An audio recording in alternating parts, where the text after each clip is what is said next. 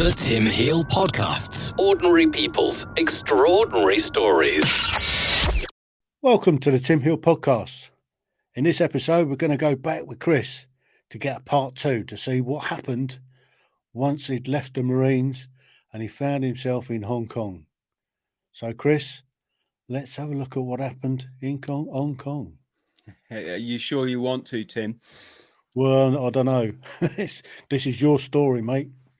So just a reminder for your good friends at home that it was the subject of my first memoir, Eating Smoke, one man's descent into crystal meth psychosis in Hong Kong's Triad Heartland. So by the time I served my 18 months notice to get out of the Marines, this business that was set to make me a millionaire, and it really was doing that. I was earning £2,700 a month on top of my military salary, and this is 25 years ago now.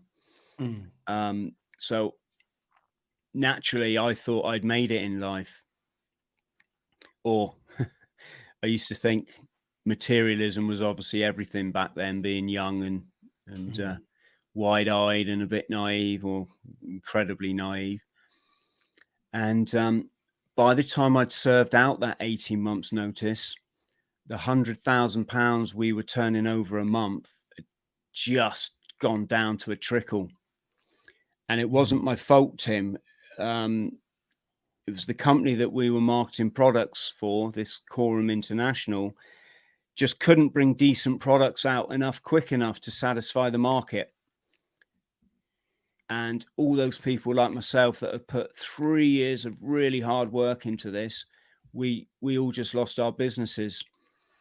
Had you had any savings to sort of fall back on? No, at this stage, I was about £7,000 in debt. And so I was staying in the Tamar building in Hong Kong, which is in Admiralty. And it's where I always stayed when I went over there. But I was staying there with a view to, well, I didn't know. I was winging it, basically. I didn't know what I was going to do. And then one night I came back from a business meeting and I started to feel a really weird sensation. Can we say in my nether regions, like a stabbing sensation. So I made my excuses in this meeting, went back to the HMS Tamar barracks, tried to lie down on the bed in my room. The HMS Tamar is like a mini skyscraper. And I was on, I don't know, maybe the 30th floor or something. So I looked right out over the harbour. It's pretty spectacular. All the buildings lit up with their incredible lights and stuff. And I wasn't feeling that incredible, Tim. I was lying on the bed in increasing agony. And I said to one of the Marines that was knocking around, Smudge, my back's fucking killing me, mate. What? He said, "Oh, drink a load of Oggin, mate," which was our cure for when you've been on the, you've been on beer too much and your kidneys were hurting. And I said, "Nah, it's not that. It's not that." Because I didn't actually drink a lot back then. And I managed to make it down to the guard room where I just collapsed on the floor. I remember the guard commander and his corporal holding my hands, bless him. He's going, "You all right, mate? You're all right." But I wasn't all right. I was just in pain beyond what I could bear. So much pain that when I got to the hospital, my first question to the nurse is, "What floor are we on?" She said, "We're on the 3rd floor. Why?" I said, "Because see that window? I'm going to jump out of it." I was in that much pain. I just wanted to end it. And cut long story short, I had kidney stones brought on by the dehydration of being in the tropics and not drinking anything that day except a bloody milkshake, which is just stupid. And I spent a couple of nights in this hospital getting treated in absolute luxury. It was just incredible. They had about 5 menus. Nepalese menu for the Gurkhas, Hong Kong menu for the locals, English or British menu for us guys. Then the standard, it just went on. It was incredible. But So were you still in the Marines at this time, or you got out? But technically, I've still got about, like I said, 3 months left to serve. And the orderly in the hospital, this Chinese guy, small Chinese guy, but then a lot of Chinese guys are small, came up to me and said, the adjutant wants to speak to you. The adjutant at the camp. Don't ask me, Tim, why the Navy had an army adjutant there. I'm guessing it was for the army boys that were there. But he wanted, so I phoned him. He said, our mysterious Marine. What do you think you're doing stowing away on our camp? You're to report to me right away when you get out of the hospital. Do you understand? I said, yes, sir. Of course I understood, Tim. Whether I was going to report to him right away was a completely separate issue as far as I was concerned. So I packed up my few possessions in the hospital, snuck out past all the staff, got the transport back over to the island. Yeah, so when I got back to HMS Tamar, I flashed my ID card to the Gurkha rifleman on the gate, put my head down, literally made for the lift, went up to my room, threw everything into my Bergen, grabbed my briefcases, and I bugged out of there, Tim. And I always remember it. I got on the phone in Chim Sa Choi, I think it was, and I phoned my business partner, a chap called Vince Lee. In my book, I call him Vance. And I said, Vince, it's Chris. He said, Chrisa. I said, Vince, I've been thrown out of the Tamar, mate. He said, no problem. You come stay with me. Come right away. So I was like that. Oh, thank God for that. And as I went to get the underground, the tube, got a really good tube system in Hong Kong. Gets you anywhere on the island or the mainland within sort of 15 minutes max. And as I got on the tube, I just thought, oh my God, this is it. I'm out the Marines now for good. I'm severing the tie. And that was it. And then to cut a bit of a long story short, within 7 months, I was chronically addicted to crystal meth amphetamine. I was phasing in and out of clinical psychosis, so extreme mental illness. And to top it all off, I was working as a nightclub doorman in a club in Wan Chai, which is the red light, gangland, clubland district in Hong Kong. Made famous by the book, is it The Legend of Susie Wong? Yeah. And I'm working on this club as a doorman, and my employers, the people that ran the club, were the 14K. So the 14K triads, Hong Kong's biggest crime brotherhood. I was never a triad, Tim, or anything like that. I've never tried to claim that, although I would have liked to have been one back then. I was just a doorman, but I got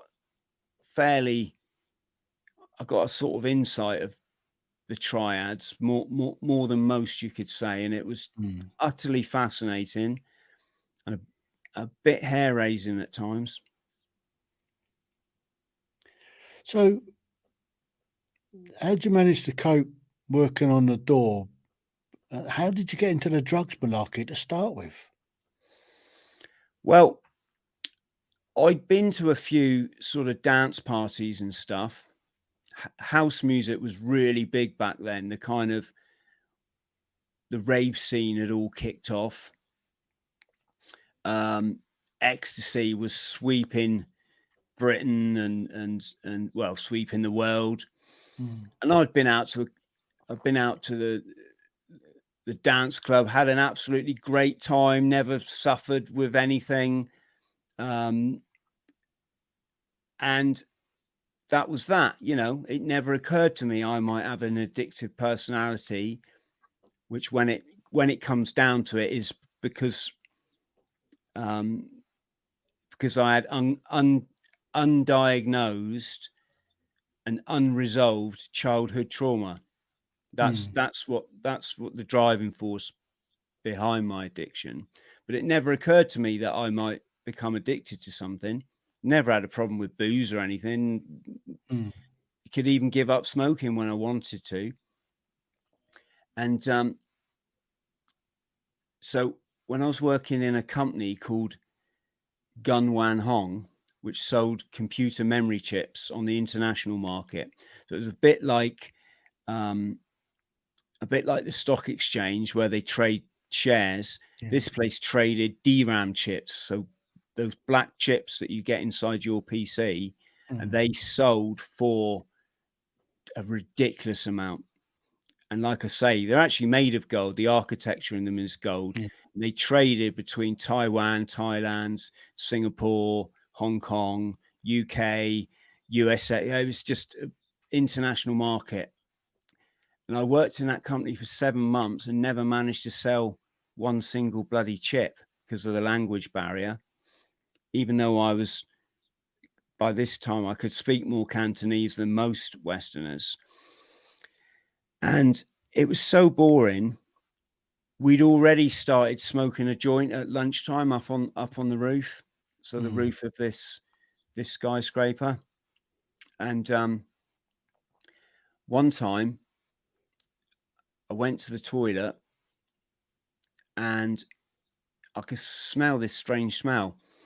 And I turned around and my mate, Neil Diamond, was coming out of one of the cubicles. Neil was a paranoid schizophrenic, believe it or not. But all of us managed to get a job in this crazy trading company, despite the fact none of us were qualified for jack shit.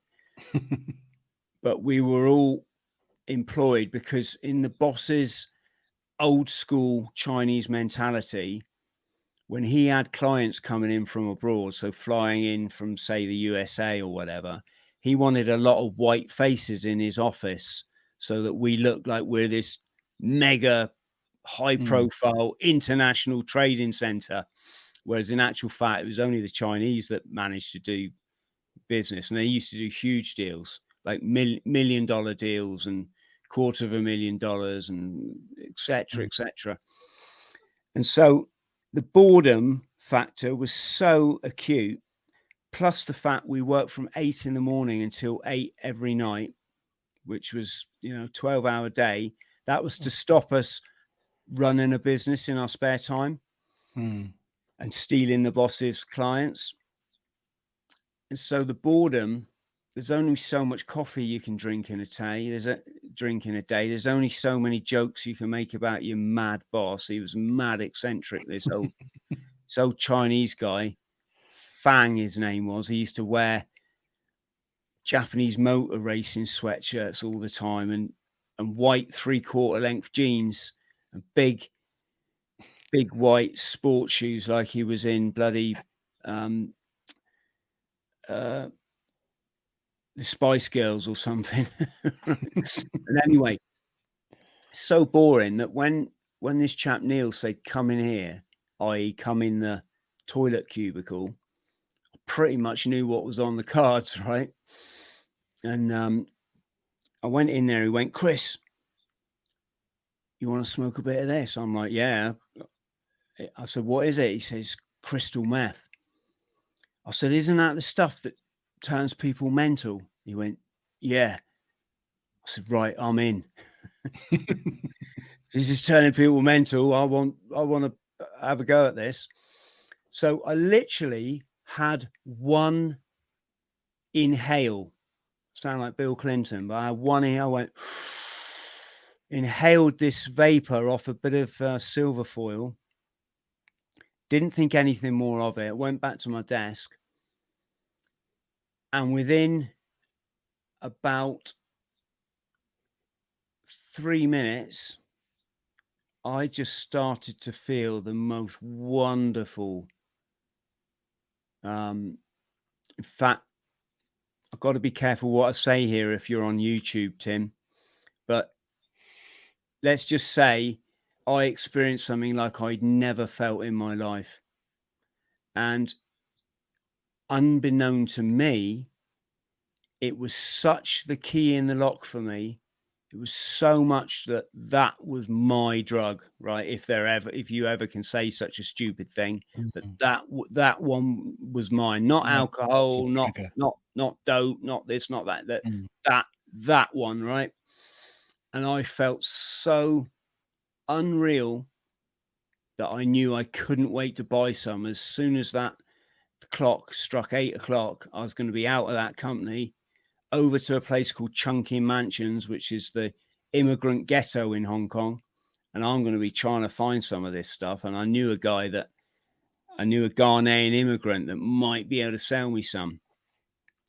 And that was it, Tim. Like I said, this was about 5 months into my 6 months there, or 7 months. I can't remember now. And I got sacked from that job for speaking Cantonese to the boss. Like I said, he didn't want people stealing his business. I did another crazy job selling advertising space in a business directory that didn't actually exist. And then finally, I thought, you know what? I just want to get back to what I know. I know security. So let's just try and get a job in a nightclub. And I worked on one club and got fired. I worked on a second club and got fired. I worked on a third club in mainland China. I blagged the job of DJ of the biggest nightclub in southern China. And then I got fired from there. By this time, the psychosis was just kicking in really hard. I was just completely mad, wandering around Hong Kong, homeless, mad, phasing in and out of madness. So in my lucid moments, I'd go and try and get a job. And I was starting to have panic attacks and I was sweating like mad. And it was just an absolute horrible mess. And finally, I tried this one nightclub where my friend Glenn worked, and Glenn wasn't there. So as I was leaving, or at some point, I spoke to the boss, who was this very kind of evil-looking chap with weird eyes.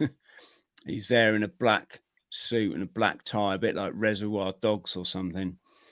And he said, "You can do doorman job?" I said, yeah, I can do door work. He said, "Okay, start here tomorrow night, 8 o'clock.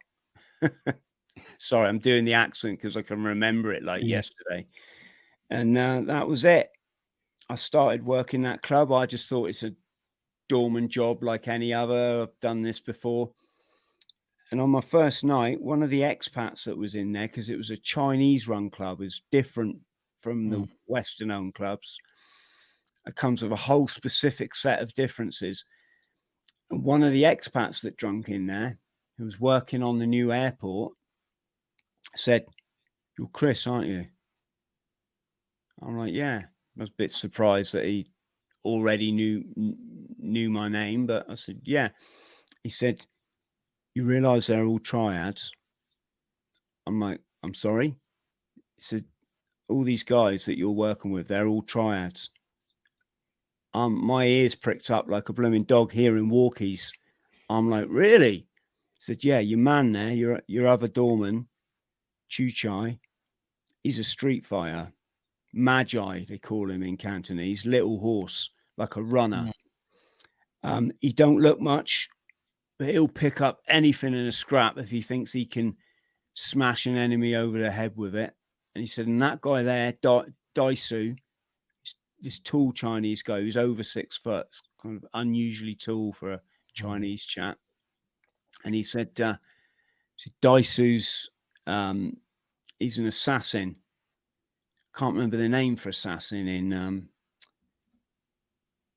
in Cantonese, but he said, yeah, he's an assassin.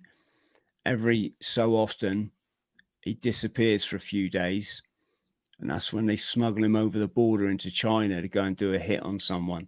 Then they smuggle him back into Hong Kong. So that was it. And he said, your man there, Paul, the guy that had given me a job, Paul Eng, he's Dilo, Big Brother. He's the gang leader of all this lot. And he doesn't look much, but he's an important man in Wan Chai and not someone you should ever mess with. So there I am, being told I shouldn't mess with this very dangerous triad boss. And he wasn't a dragon boss, wasn't like right at the top, but he was part of the pyramid.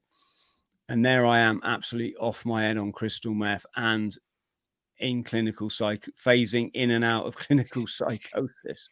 So I think it's safe to say, Tim, I was probably pretty lucky that I got through that experience without getting hurt. Or, obviously I got pretty mentally battered. Took me a few years to kind of work through that.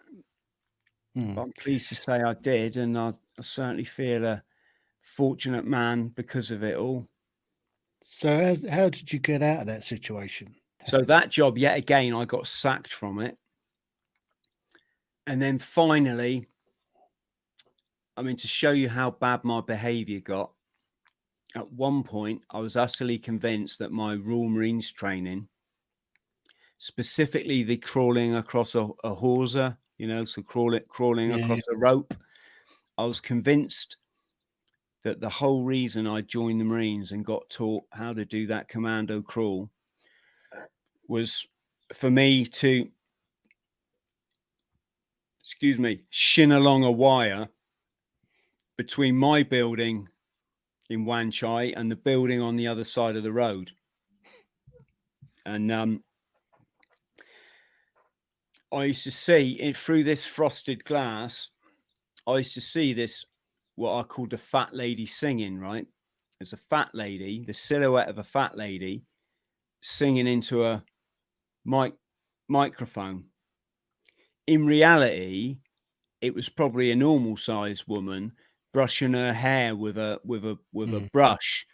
But in my mind, it was someone singing into a microphone. So my mind's saying to me, it's not over until the fat lady sings. Sorry, I'm using the word fat a lot, folks, but this is just how it was.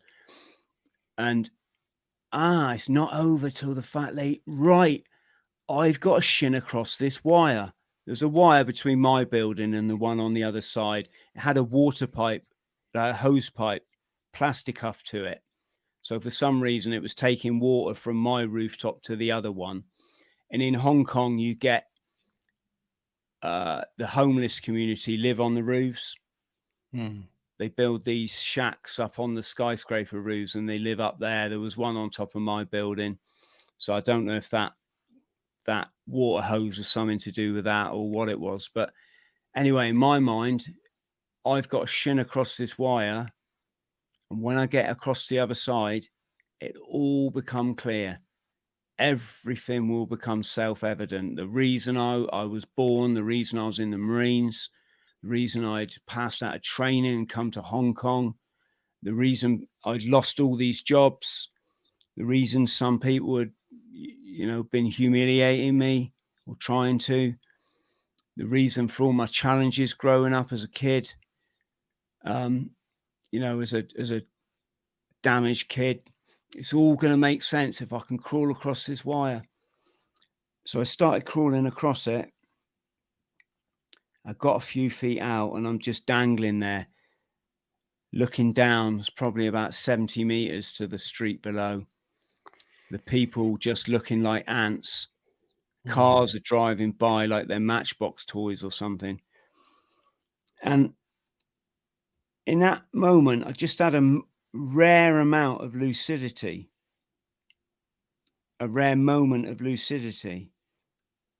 I thought to myself, what am I trying to prove? Moreover, who am I trying to prove myself to? I don't have to freaking prove myself to anyone. I had this mega chip on my shoulder, Tim, you see, in this psychosis, in like the back of my mind was this constant feeling of oppression. Like, you know, whether it was the bosses that fired me or whether it's my damaged childhood, that there was this, you know, us and them scenario constantly. And when I started to get ill in Wan Chai, people didn't understand. They didn't understand my behavior. They just thought I was misbehaving. So people started to, you know, name call and laugh at me and stuff. They didn't realize that I was seriously mentally unwell. And so people would go, "Oh, Chris, yeah, that guy that did this, da, da, da, da," you know, like doing handstands on top of my building and stuff, you know, on the parapet and stupid, crazy things, dancing all night in the clubs. And anyway, I'm on that wire and I'm thinking, hang on a sec, I don't prove myself to nobody. So what am I doing this for? And then I thought of my kid brother and the times when going through that divorce and all those separations. He was there, always there for me, you know, he's my best friend. And I loved him. I really loved him dearly. And he was over there in England and I'm here in Hong Kong and I haven't even called the little fella. I haven't even called him in a year. Yeah, he's my best friend. That's how off my head I've been. And what would he do if he knew what I was doing now? That I'm 70 meters above the ground, that I'm trying to crawl across this bloody cable, and that if it snapped at any second, which it could well do, I mean, I hadn't set the thing up, could have been some cowboy builder or something, you know, if it snaps, I'm going to spiral down into death's jaws. And then the thought of my brother and how much I loved him, Tim, just triggered a nervous breakdown, and I just began crying. And my tears were dropping into the void like paratroopers from a Herc. I was just watching them fall down 70 meters. And that was it. Something inside of me very slowly had started to change. And eventually I just got so ill and so addicted that I phoned my old man one night because I was desperate to, you know, to speak to someone that I knew, speak to my family. And my dad didn't understand what had happened. He thought I'd been kidnapped by a cult, right? He said, "Have you got your passport, son? Have you got your passport?" I'm like, "Yeah, Dad, of course I've got my passport. Why wouldn't I, you know?" And then finally, I was living with my mate, Sam, a Chinese guy, because I'd been kicked out of my apartment now because I just didn't have no money, Tim, you know, spent it all, hot my first Rolex, spent it all on drugs and deposit for my place. And I'd lost it all along with everything else, my Marines career, my business, my self-respect, my sanity. And in this phone call to my old man, he said, "Listen, son, how about I'll book you a ticket to come home just for a little while, say, just to get yourself back on your feet." And I thought about it and I thought, what other choice have I got? I've got nothing. I've been through all of the jobs that an expat could get with no education. I've done them all and been fired from them all. I've got no money. I can't see me getting another job. Shit, I'll go home and I'll sort myself out, you know. I'll get back on the weights. I'll build my body back up because I was a shell of a man. I'd lost about 3.5 stone. I'll get off this stupid gear, and I'll get myself well again. Then I'll come back out to Hong Kong and I'll make my fortune like I intended to. And my old man phoned back 10 minutes later Went, right, son, I've got you booked on the Virgin Atlantic flight tomorrow night, 7:00. Well, I was just thinking 7:00, Tim, in my fractured sense of self. I didn't focus on it. I didn't think you've got to check in 2 hours before, 3 hours for an international flight. So I rocked up at the airport at 7:00 with my 2 Chinese mates who were come to say goodbye. And the woman at the desk looked at my ticket and went, "No, cannot. Your flight has gone already." I'm like, "What? Gone? It can't be gone. This is my old man's money." She went, "Oh, wait." She picked up the phone, had this quick conversation in Cantonese, puts the phone down. She says, "Okay, you are very lucky. Flight is still on the ground. They will wait for you, but you must hurry." Next thing I know, this chap from the airport come running over, grabbed one of my bags. I had all this luggage. It's all in my book. I won't bore you with how I ended up with a guitar of all things. And the next thing you know, we're running through the airport. He took me in the customs office.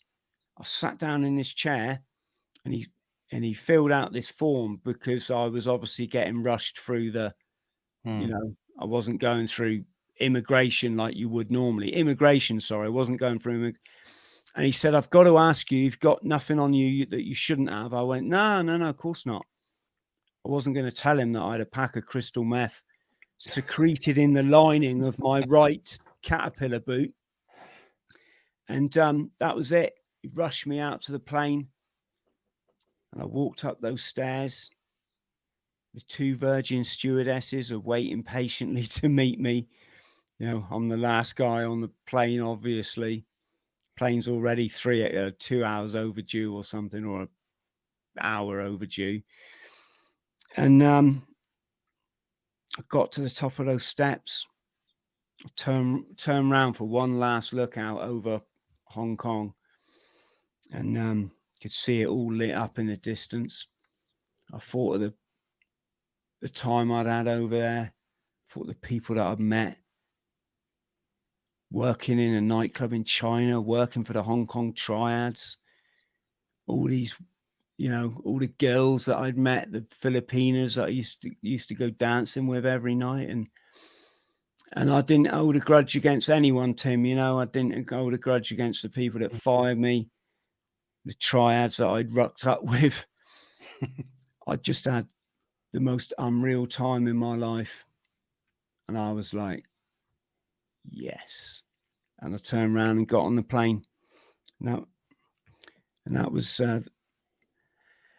the end of one chapter. And if I go back moving on to the next. Yeah, onto this one here. This is my second memoir, 40 Nights. 40 Nights being metaphorical for my period in the wilderness, aka chronic addiction, which I spent another sort of 18 months in when I was in the UK, and it all got a bit grim. Yes. Does that answer your question, Tim? That does a bit.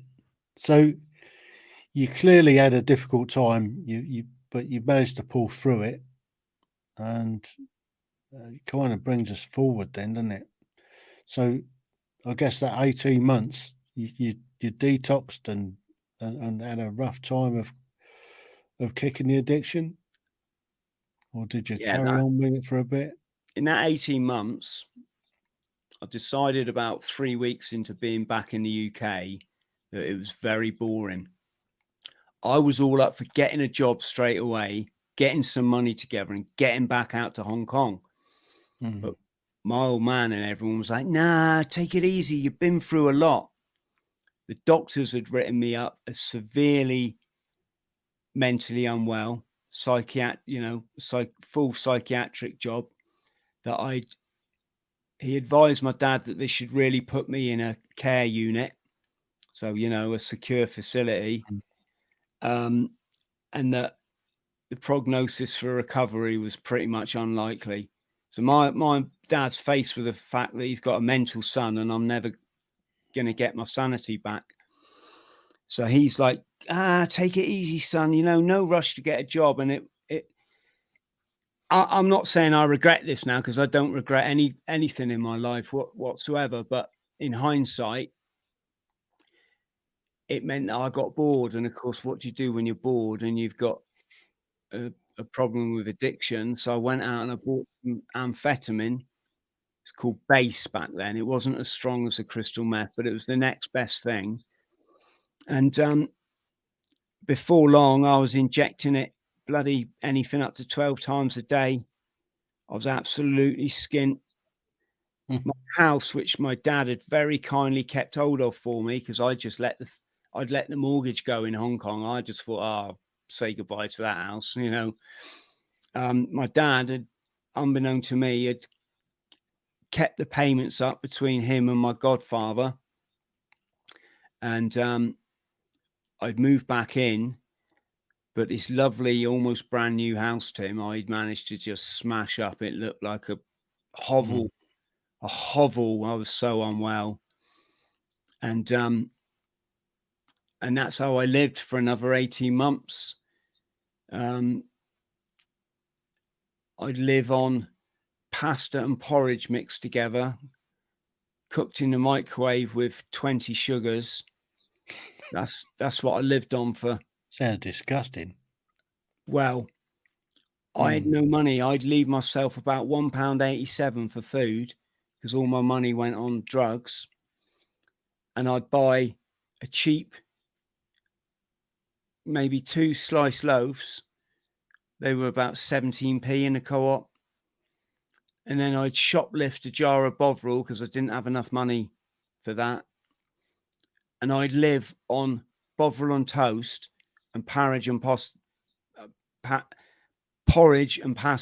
Used to buy the big, the big supermarket own brand, the no label stuff.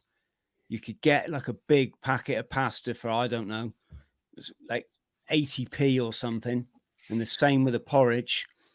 Used to chuck in 20 spoons of sugar, because I was so starving all the time, Tim. I spent that 18 months either off my head when I didn't have an appetite, or recovering in chronic depression, utterly famished. I mean, a hunger like you've never experienced before, ravenously hungry, like you couldn't eat fast enough.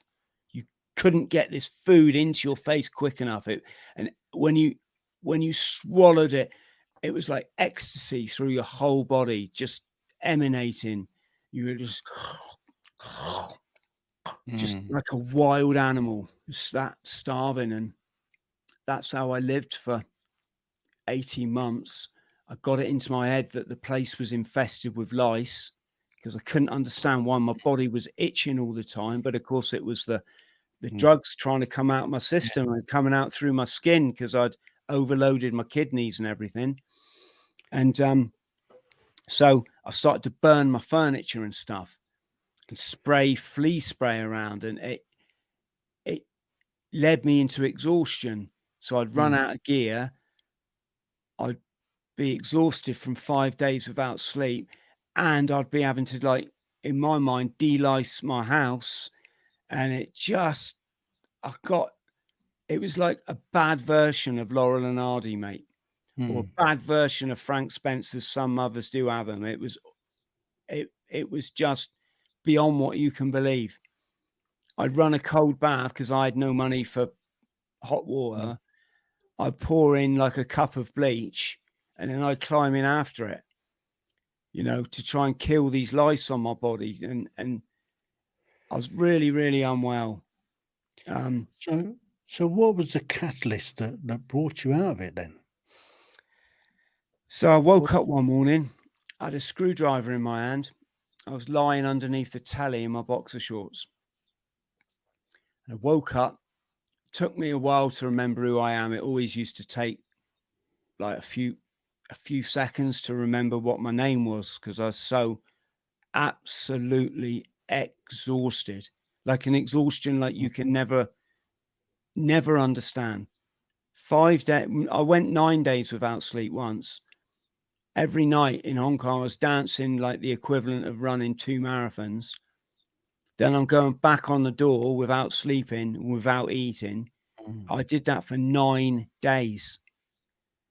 Crazy. I can't explain the exhaustion you get off living like that. So I woke up, I'm underneath my telly in my boxers. Took me about 3 minutes to remember what my name was. And I remembered it was Chris. It took me a minute more to remember, Chris Thrall. I'm Chris Thrall. I live in this house. And then I thought, right, what am I doing underneath? Right, that was it. Before I crashed, because I'd run out of the gear, I had none left, and I knew I was just going to collapse into a bloody coma any minute. I tried to do one last job while I was compos mentis and had a bit of energy, tried to put the plug back on the television, and I must have leant out with a screwdriver, and that was it. Crashed into the deepest sleep. Lay there for 36 hours in my boxers, just on the lounge floor. And when I woke up, ravenously hungry, all I wanted to do was go out and get a pasty or a pie or something from the corner shop. But I was ashamed, Tim, to go out the door. I could hear people outside in the street. And I was ashamed. I didn't know what to say to people if they were to see the state of me. My clothes were in ruins. I'd nicked them off a heroin addict. My shoes were like two sizes too big for me. And I looked like a bad version of Oasis, right?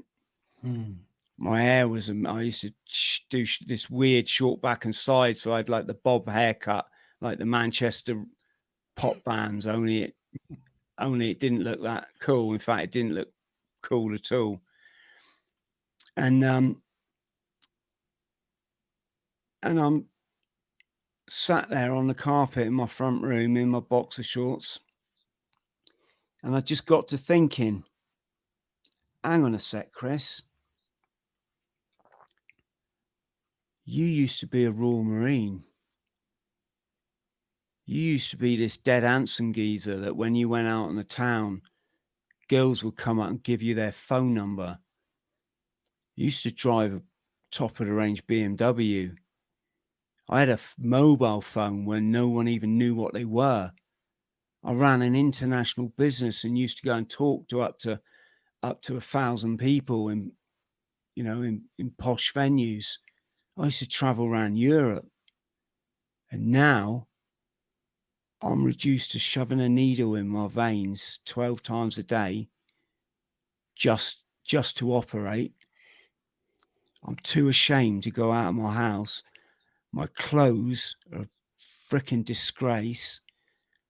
My brand new house, I've absolutely smashed it up beyond recognition. All my friends have left me.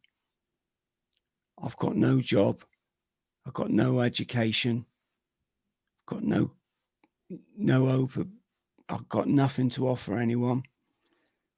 I mean, got driving an old banger of a car. What have I done? What have I done? I've done this. I've done this to myself. I loved the drugs, I loved them. They made me feel like me. Unbeknown to me, Tim, they'd covered up that childhood trauma and I didn't know it because I didn't know I was traumatized. PTSD. But they covered that up nicely. I felt like the person I was supposed to feel. Felt like rock and roll, Chris Thrall, this is me. Of course, it was all false. It was all false. I hadn't learned to deal with the trauma. And I just got out of control. And I stayed in out of control mode, aka chronic addiction, for way, way, way too long. Way past the point where I should have seen it wasn't working. And now I could see it wasn't working. I was an embarrassment to myself. I wasn't, Tim. I was mentally unwell. I had a mental health illness. But in my mind, I was too ashamed. I was ashamed of myself. I was ashamed. What had I done? And in that moment, I had nervous breakdown number bloody 5 or something. I just burst into tears and I sobbed on the floor. Thought about my little brother. I thought more about me, that little 6-year-old kid who was getting plucked out of school to go 300 miles again to go to a strange school and fight all them bullies. Thought about that kid that experienced stuff that I don't even talk about. You know stuff that a toddler should have to go through. Horrible stuff. I thought that little boy, adults should have looked after him, and they didn't. They let him down. But I thought, Chris, you're the adult now, though, mate. You're the adult, and you should be looking after that little boy because he's you, mate. And what have you done? You fucking abused him like all the rest, haven't you? You shoved needles in his arm. And with that thought that I'd done that to that poor little boy who'd had enough shit, the little boy who loved his tortoise was the only thing in the world he loved was his, that loved him was a tortoise. And that poor thing had died, and I fucking left me heartbroken, Tim, because it was the best thing in my life was a tortoise. No one else loved me, And in that moment, I thought, right, I'm coming back. I'm not going to give up the drugs or go to some bloody meeting or something. That's not my style. I don't want to give them up. I like taking them, but I've done it too much. I've got to cut back. I've got to be strong. So instead of spending all my dole money, all my unemployment benefit on drugs every fortnight, I'll just spend a tenner just to get it out of my system, to have done with it. I'll have this manic phase and I'll, probably regret it. But when I crash, I'll crash, and instead of crashing for like a week and a half, unable to get out off this sofa bed that I lived on, what I'll do is I'll get myself up, I'll make a cup of tea, I'll force myself to have a shower because I'd go for days on end without. The only time I could wash was when I was high. Otherwise, I was too depressed, Tim, to do anything. And I thought, that's it. That's what I'll do. I'll get my life back. Then I'm going to do what I love. I'm going to travel. I'm going to travel to every country in Americas. I'm going to become a pilot. I'm going to become a skydiver. I'm going to become a best-selling author. I'm going to be somebody. And that was it, mate. I've never looked back. I became that person that I decided to be. And as I've gone on that journey, it might not sound like it, but I've become more and more humble. I've worked out what life is all about, what it's meant to be. I've become enlightened, you can say. I know what to feed myself. I know what the answers are, all the answers are in life. And most of all, I understand the beauty of it and the beauty of people. And the answer to the big question that 99.999% of people will ever work out is love. That's the answer. It's love. To anyone else that's got to that point, I congratulate you, and I thank you as well, because it means you've probably been through some challenges like I had. And now, Tim, I've lived, worked and traveled in 85 countries across all 7 continents. I've backpacked through every single country in North America, Central America and South America. I've taught street children in post-war Mozambique. I've driven volunteer journalists to India and back by coach so that we could write articles about people who live in poverty. I'm an advanced scuba diver. I'm a qualified pilot. I'm a qualified skydiver. I've expeditioned to the Antarctic Polar Circle. I mean, those two don't really go together, do they? Pilot and Being skydiver. pilot and skydiver. Actually, mate, they do. They actually You need do. a pilot to take them up there to jump out of. Yeah, well, your pilot always wears a parachute in skydiving, because if someone lets their chute open too early, or the wind catches it, and this happens and pulls the chute out of the plane, that's enough to bring the plane down. Yeah. If that happens, they push you out quickly. But if that chute opens and you're still in the plane, it will bring the aeroplane down. So the pilot always wears this very mini parachute, so that if he has to, and there's footage on YouTube of it happening. There's a footage of a plane gets hit by another plane, then it bursts into flames, and they all have to bail out of it. But yeah, I've written an international best-selling book. I think I've written 6 books now. I've graduated from youth work, which is my passion, is young people. I've got a degree in youth work. I've got what I think, no disrespect to you, Tim, but I've got the best podcast in the world, and all my guests and my subscribers agree with me. I'm on a par with you, at least, mate. Right? We're both up there together. Well, we're creators, is what we're doing. I'm a life coach, and I help people to walk the journey that I've done. I'm an international speaker, so I speak to companies and I tell them how to sort it out. Crazy, I know, but but most of all, I've got the most gorgeous girlfriend you ever could hope. By gorgeous, I mean she's gorgeous, but I'm talking about her spirit as well. Yeah. She's not only a very kind person, but she loves me for who I am. She'd love me if I was lying in the gutter in Hong Kong, or if I'm a, top podcast host.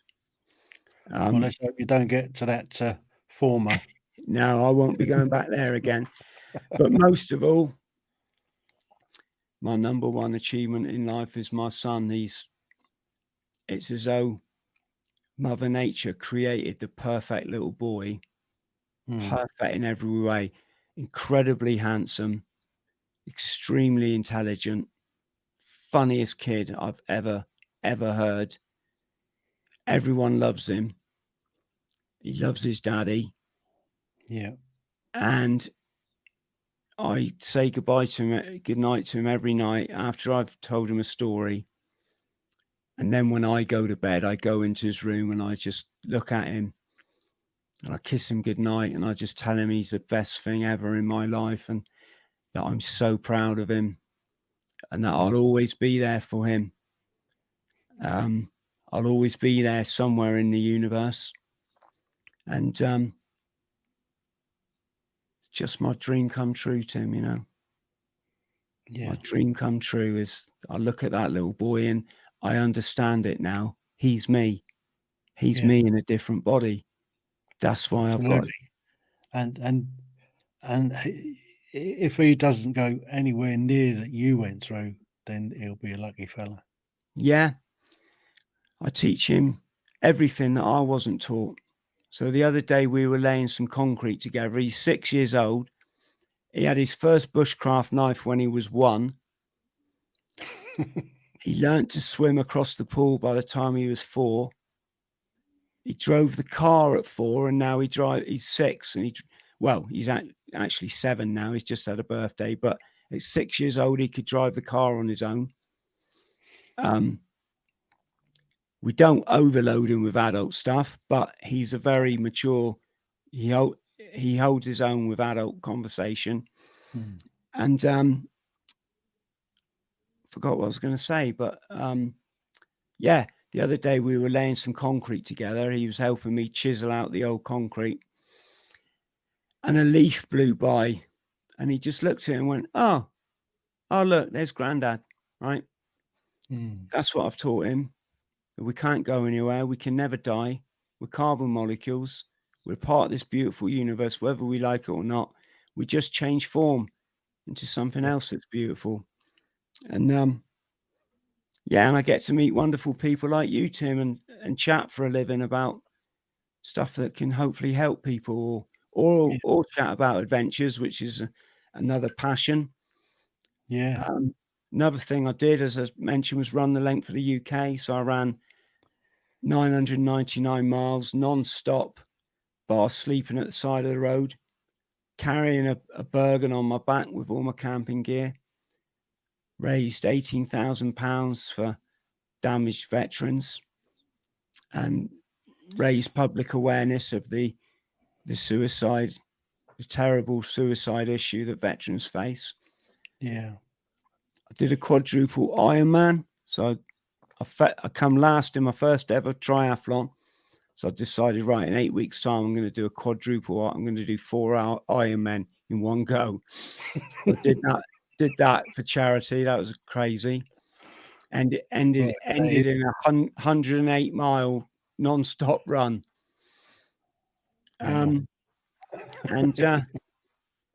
Last Christmas before last, I gave up my Christmas to run around a running track for 2 days.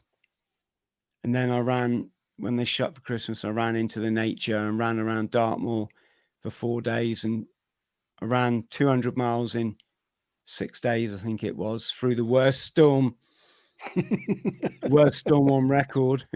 And yeah, like I say, I'm not saying this to big myself up, Tim, although to be honest, I think I probably do deserve a bit of credit. But I'm saying I think it's a different way of punishing yourself. Yeah, that's the way I'm looking at it.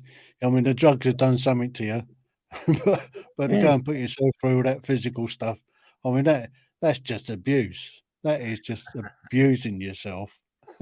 I just want to show people that nothing is impossible. Well, you can achieve way more than you believe. That if you're in a dark place, just hang in there.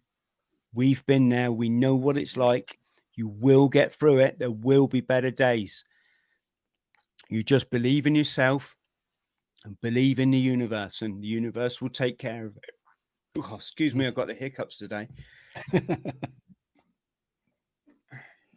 God, all over the place. So, yeah. And there we are, Tim. That brings us to here, doesn't it? Brings us to here. Well, I take my hat off to you. You've been through the mill, that's for sure. And I'd just like to thank you very, very much for sharing that amazing story with us. Thank you for allowing me to share it, Tim. I really appreciate being on your show and our friendship. Yeah. Thanks, mate. And thank you to everybody at home for letting me waffle on for, what's it been? I think 2 hours over the course of 2 shows. Yeah. I really appreciate that, all the support you've given me and the friendships that I've made doing the podcasting. It's allowed me to create a very special life. So I thank you all. Thank you. The Tim Heale Podcasts. Ordinary people's extraordinary stories.